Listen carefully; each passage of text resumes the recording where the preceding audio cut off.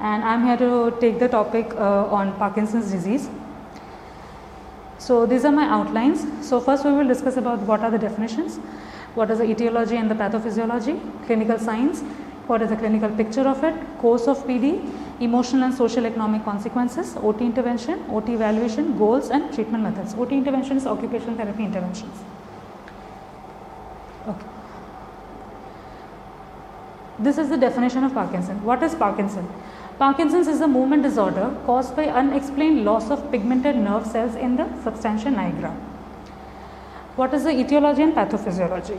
So etiology of the Parkinson is idiopathic.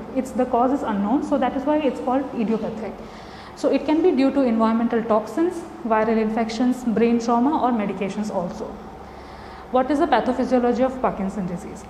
The substantia nigra contains pigmented cells. These cells are lost in Parkinson's disease. The death of these dopamine producing cells cause progressively diminished transmission projecting to the basal ganglia. What are the diagnoses? Currently there is no diagnostic test available yet. So you can take a CT or MRI of the head if needed. What are the clinical signs? Okay, we are going to discuss about what are the clinical signs you see in Parkinson's patient. So first you will see is bradykinesia. So bradykinesia means like slowness and poverty of movement, difficulty with initiation and execution of willed and association movements. Then comes rigidity, which is increased resistance in the passive movements of limbs in any direction, that is in cogwheel rigidity. There are two types of rigidity, that is cogwheel rigidity and lead pipe rigidity. So in this we will see cogwheel rigidity mainly. Tremor, resting tremor and pill rolling tremor can be seen. Impairment of postural mechanism. Due to lesion in basal ganglia, the patients with Parkinson's disease lack proprioceptive feedback as well as writing reaction and protective responses. These are the clinical pictures. You will see Parkinson's patient with a stoop posture in the very later stages, but at first you will see a mask-like face or something, or pill rolling tremor you can see, then bradykinesia and rigidity it can follow. So functional problems may include stoop posture and slow shortened steps in forward direction, such as which is known as festination, and in reverse direction, which is known as retropulsion. So it is also known as festinating gait. So that is, if you are walking in a forward direction, that is festination gait, and if it is in the backward direction, that is retropulsion. So the balance is also impaired and falls are predictable. So obviously the gait problems will be present in the Parkinson patient. The rhythm of the movement is slowed and replaced by diminished amplitude. Facial expression may not be accurate. In later stages they develop a mask-like figures. You cannot see any expression on any Parkinson patient. So speech may also be slow with diminished volume. Swallowing may be affected with episodes of choking and drooling. So in the first stages and all, you won't see this, they won't be having this problem in swallowing or something, but in later stages you will see dysphagia may occur. Handwriting is micrographic, reading is difficult because the muscles of eyes do not move in coordinated fashion. Fatigue will be present. Social isolation and sedentary habits, because they feel like everybody will be judging them or something, so they isolate themselves from the socially. Then ADL, they will be like slow and deliberate, there will be very slow movement happening. Course of PD. Okay, so these are the stages of Parkinson. There are 5 stages. So the stage Hoehn and Yahr's stage 1 is unilateral symptoms, no or minimal function implications, usually a resting tremor. So there will be only a resting tremor happening. There will be functionally they will be available. Functionally they can do things, but like there will be very minimal symptoms. Stage 2 is midline or bilateral symptom involvement, no balance difficulty, mild problems with trunk mobility and postural reflexes. So there will be very like mild symptoms occurring there. Stage 3 is postural instability can be seen, mild to moderate functional disability will be there. The functional, the day-to-day living are affecting. Stage 4 is postural instability increasing though able to walk, functional disability decreases, interfering with ADL, decreased manipulation and dexterity. So in stage 4 you can see mainly the festinating gait, because it will start affecting, balance will be started affecting, and stage 5 is confined to the wheelchair or the bed. Okay. So now emotional, social and economic consequences. So in early stages the degree of physical disability is minimal. But emotional and social distress are marked. Emotionally they will be drained, they will be socially distressing, they will be socially isolating themselves because they will be thinking that, oh, I am affected with this disease, it will be progressed in day. Then tremor is a frequent source of psychological distress. Fatigue, pain, social isolation affects the quality of life of the patient. Economic implications, cost of medications, wheeled mobility, self-care and safety equipments, etc. So in economic implications, okay, if you are in a higher level family, it's okay for you to afford. But someone from a middle class family or the lower middle class family, they cannot afford the cost of medications because it is too much. And wheeled mobility, there is like normal wheelchair is also there, that is also costly. But you will be needing a wheeled mobility because if you are working, so it might affect your quality of life and you wanted to work or something, but you have to move around, so you need a wheelchair. Self-care and safety equipments, etc. So social consequences are roles within family alters, changes in handwriting, facial expression and voices. These are the medications given to the Parkinson patient, which is dopamine agonists, levodopa, amantadine, COMT inhibitors, and deep brain stimulation also we can give. What is deep brain stimulation? It is a surgical procedure which implants a medical device called brain pacemaker. It sends electrical impulse to the specific part of the brain which needs to be stimulated. What is the method of this deep brain stimulation? First is attachment of the stereotactic frame. Take MRI and CT scan, skill and skull incision, then insert the electrode in the brain, then stimulate the brain cells, and then the closure. What are the limitations of this? It is expensive, very expensive. It is not applicable to any pregnant woman or age lower than 18 or more than 75, and patients with previous surgical procedure. If patients have any other surgical procedures other than that, they can't use this. Now comes the occupational therapy evaluation. So how will we evaluate a Parkinson patient?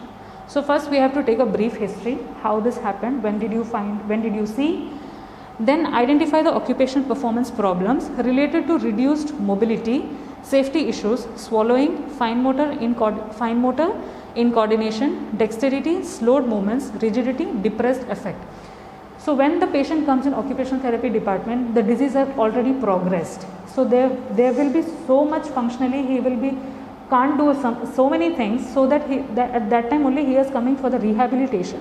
So we are identifying what are the things he is facing the problem now with. That is reduced mobility. Obviously his balance will be affected. Then his safety issues, there's frequent falls happening. Then swallowing, dysphagia can also happen. Then fine motor incoordination, limbs will be affected because it will be rigid. Then the dexterity, then the slowed movements, every movement will be slowed down. And the depressed effect also. And when he sees himself in this condition, the patient will feel depressed. Then the next point is difficulties with coordination and manipulation in home, community and work activities. Bradykinesia, postural instability that limits the occupation. Difficulties in IADL or DADL due to rigidity, bradykinesia and cognitive impairments. So IADL is basically instrumental activities of daily living, which includes like calling a friend on, or going for a shopping, or going on a public transport. That all includes in IADL, that is instrumental activities of daily living. And BADL is basic activities of daily living.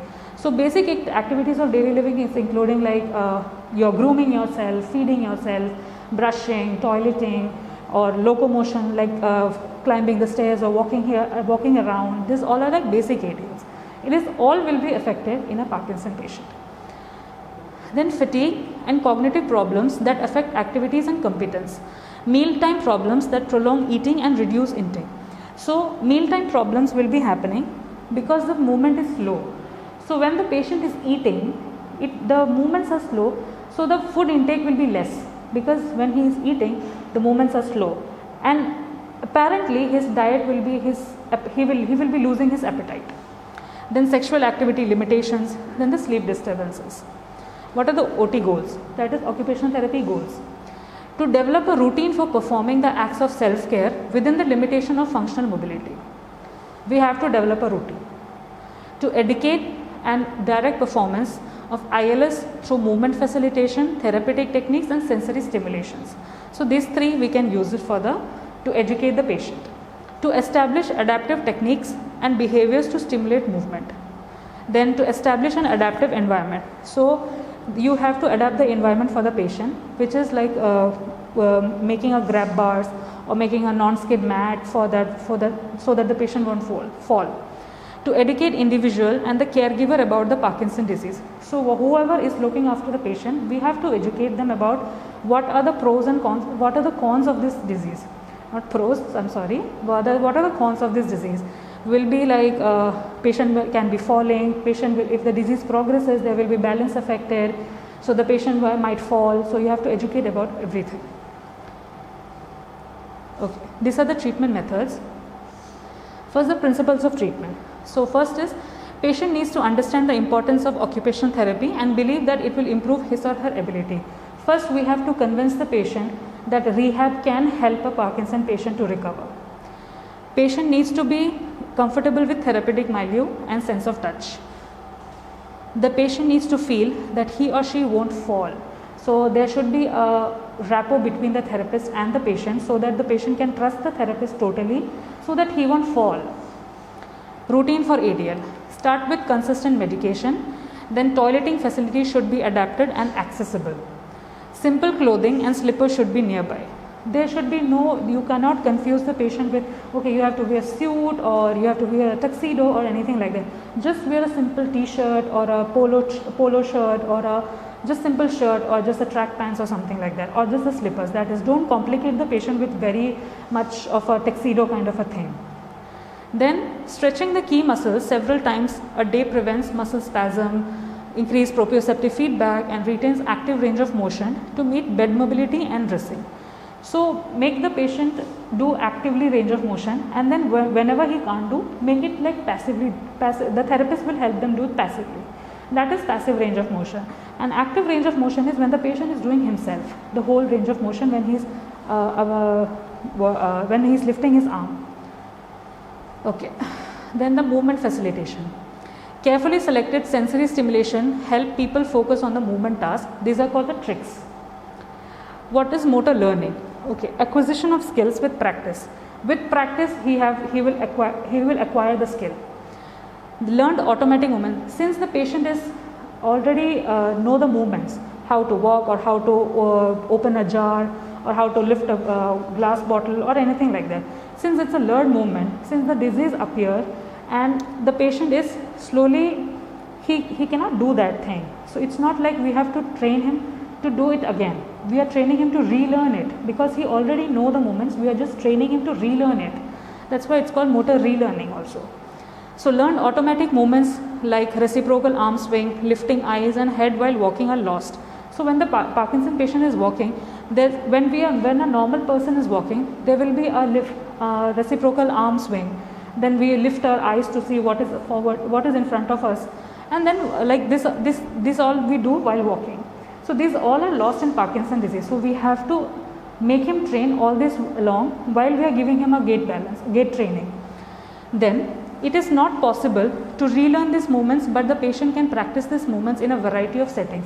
We can make a setting, we can make a simulated environment for the patient to practice this. What are the adaptive techniques? Okay, so first we can give the correct body mechanics. Okay, so adaptive techniques, which is correct body mechanics, rhythm and PNF we can give, PNF techniques.